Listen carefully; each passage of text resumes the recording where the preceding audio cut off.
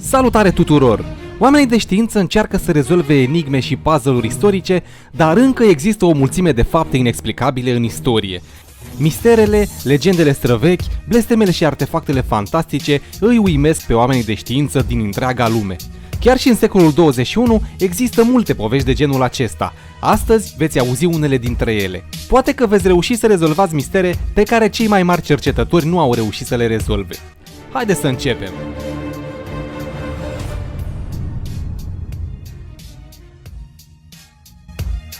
Inelul Atlantis. Piramidele egiptene sunt până în ziua de azi una dintre cele mai misterioase structuri din istoria omenirii. Există un număr mare de teorii despre originea lor, de la cele mai simple și sceptice versiuni la cele mai ciudate teorii care implică extraterestri, reptiloizi și Atlantida. În timpul săpăturilor din 1860, celebrul egiptolog francez Marquis de Grasse a descoperit un inel neobișnuit. Acest obiect fragil vechi de câteva mii de ani a derutat mulți cercetători. Ca urmare a numeroase experimente, oamenii de știință au sugerat că inelul neobișnuit a venit din Atlantida. Acest artefact uimitor nu arată ca și cum ar fi aparținut culturii egiptene și se presupune că are calități extraordinare. Cifrele de pe el sunt dispuse într-o anumită ordine. Potrivit proprietarului unuia dintre exemplarele inelului Atlantis, această bijuterie emite unde ciudate, protejându-și purtătorul de orice agresiune. Știu că nu sună foarte plauzibil. Cu toate acestea, uimitoarele proprietăți protectoare ale inelului Atlantis au fost menționate și de arheologul britanic Howard Carter. Conform unor rapoarte, el a făcut o copie a inelului Atlantis și nu s-a despărțit niciodată de acesta. Zvonul spune că acest inel a ajutat pe Carter să supraviețuiască blestemului lui Tutankhamon, care i-a afectat pe mai mulți colegi care i-au deschis mormântul. Săbiile lui Ulfberht. În toată Europa există săbii care poartă inscripția Ulfberht. Ele datează din anul 850 până la sfârșitul secolului al XI-lea.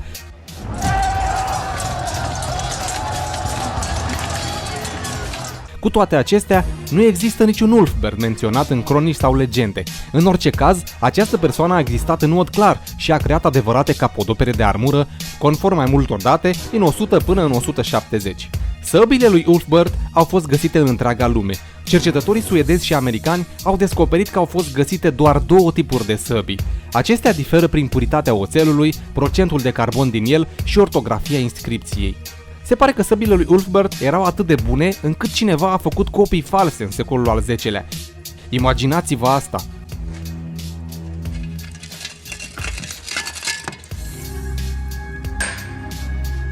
Oare misteriosul Ulfberht a trăit mai multe secole forjând arme în tot acest timp? Ei bine, unii cercetători consideră că fierarul antic a ghidat mai mulți studenți care și-au gravat toate săbile cu numele Ulfberht. Diamantul Koh-i-Noor. Diamantul Koh-i-Noor este unul dintre cele mai vechi și celebre diamante. Acesta cântărește 105,6 carate și originea sa este învăluită în legende.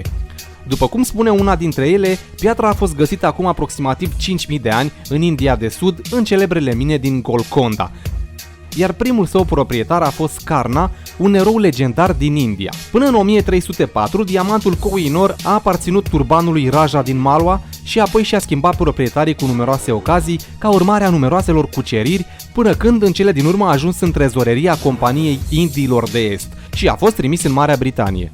Până atunci, diamantul câștigase deja o reputație proastă. Se credea că aduce ghinion proprietarului său pentru că toată lumea care l-a purtat a murit într-un mod îngrozitor, prin trădare sau ceva de genul acesta. Cu toate acestea, regina Victoria a cerut introducerea pietrei într-o coroană și a purtat-o cu îndrăzneală. După ce uriașa piatră prețioasă a fost tăiată din nou, a pierdut mai mult de 40% din greutatea sa și a schimbat mai multe coroane înainte de a ajunge în coroana reginei Elisabeta a II-a. Asta înseamnă că toate poveștile cum că ar fi fost blestemată au fost inventate? Sau poate regina Victoria știa perfect ce piatră îi căzuse în mâini? Probabil nu este o coincidență că de atunci doar femeile au purtat diamantul în coroană. Biblia Diavolului. Codex Gigas, cunoscut și sub numele de Biblia Diavolului, este un lung manuscris din secolul al XIII-lea din Boemia, un pământ istoric din Republica Cehă. Manuscrisul este bine cunoscut pentru dimensiunea sa și pentru o uimitoare reprezentare a diavolului pe o întreagă pagină. Poate că în evul mediu oamenii s-au speriat de acest desen, dar astăzi pare cam amuzant.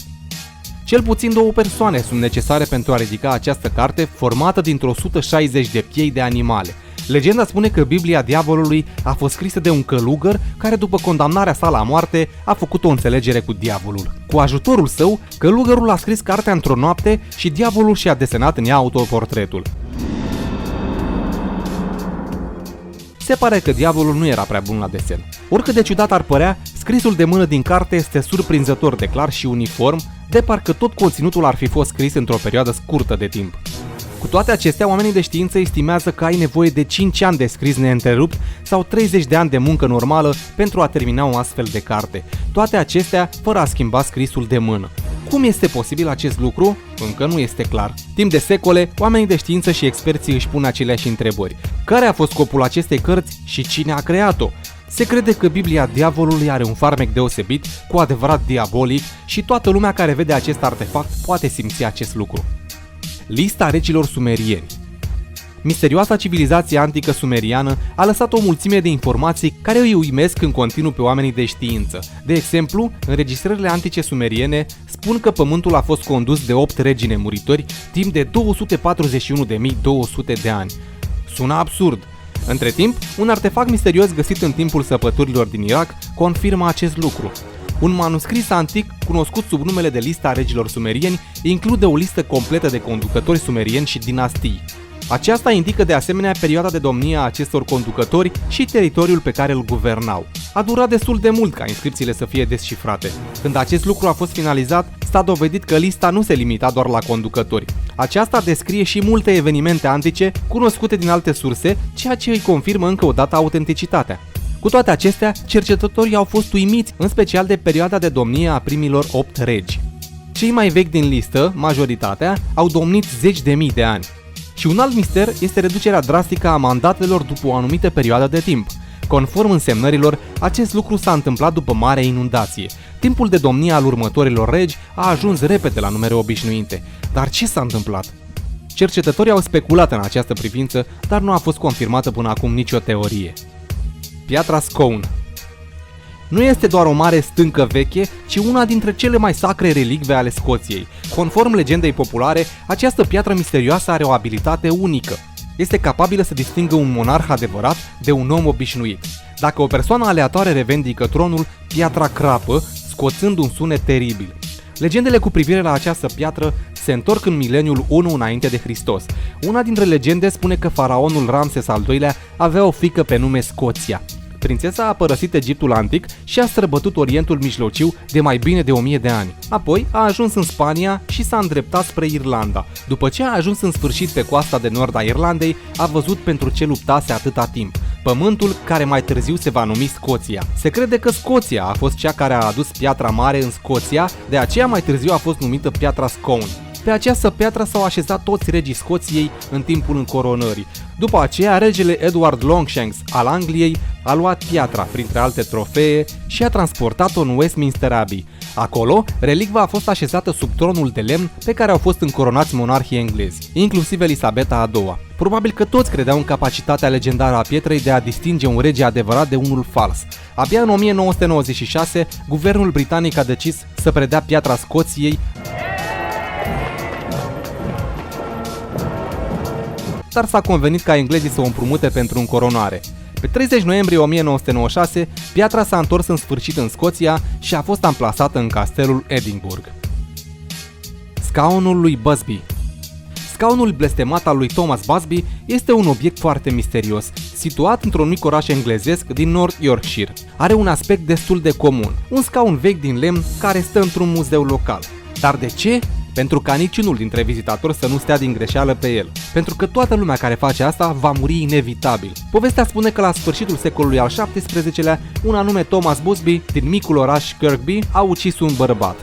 Desigur, criminalul a fost condamnat și trimis la pușcărie. Ultima dorință a lui Thomas înainte să moară a fost să bea whisky în pubul său preferat. El a fost escortat la cârciumă, unde a golit ultimul pahar din viața sa și apoi a spus: "Acum o să mor și nu o să mă mai întorc aici. Dar cine va decide să stea pe scaunul meu, va muri." Timp de 10 ani, niciunul dintre localnici nu a îndrăznit să stea pe scaunul lui Busby, până când într-o zi, un coșar a făcut-o, iar a doua zi a căzut de pe acoperiș și a murit. Din acea zi, povestea s-a transformat în legendă și mulți oameni neînfricați au început să apară în oraș, gata să se lupte cu acest scaun. În total, între 1712 și 2009 au murit aproximativ 60 de persoane. Și nu au mai fost victime doar pentru că piesa de mobilier a fost amplasată în sfârșit într-un muzeu. Harta lui Piri Reis. Vă puteți imagina o hartă a lumii sau cel puțin o regiune din ea făcută în secolul al XVI-lea? Cu siguranță nu este cel mai precis document din punct de vedere al cartografiei. Până la urmă, nu existau avioane la acea vreme. De aceea, harta lui Piri Reis a devenit o adevărată senzație. A fost întocmită de amiralul turc Piri Reis în 1513 la Constantinopol. Harta arată părțile din coasta de vest a Europei și Africa de Nord cu o precizie ridicată. Puteți recunoaște cu ușurință coasta braziliană din capătul estic al Americii de Sud și o varietate de insule atlantice, inclusiv Azore și insulele Canare. Și aveți un document cartografic unic și extrem de precis. Unii cercetători cred chiar că harta conține părți din Antarctica și că oamenii nu știau în trecut de aceasta, dar în conformitate cu dovezile oficiale, acest continent a fost descoperit abia în secolul al XIX-lea. Desigur, scepticii au argumentele lor ca de obicei. De exemplu, unii cred că harta Piri Reis nu a fost foarte precisă nici măcar la timpul ei, ceea ce înseamnă că nu este neobișnuită în vreun fel. Alții arată că coasta Antarcticii de pe hartă este legată de coasta Americii de Sud, ceea ce înseamnă că nu există strâmtoarea Drake, dar lățimea sa în cel mai îngust loc nu este mai mică de 800 de kilometri. Ar trebui să fie destul de vizibilă. Cu toate acestea, unii oameni de știință presupun că Piri Reis și-a făcut harta pe baza lucrărilor cartografilor antici, navigatori necunoscuți care au explorat planeta când contururile continentelor erau cu totul diferite. Cam atât pentru astăzi. Vă invit să scrieți în comentarii care dintre aceste obiecte vi s-a părut cel mai interesant. Nu uitați să dați like, să vă abonați și să apăsați clopoțelul pentru a fi la curent cu noutățile.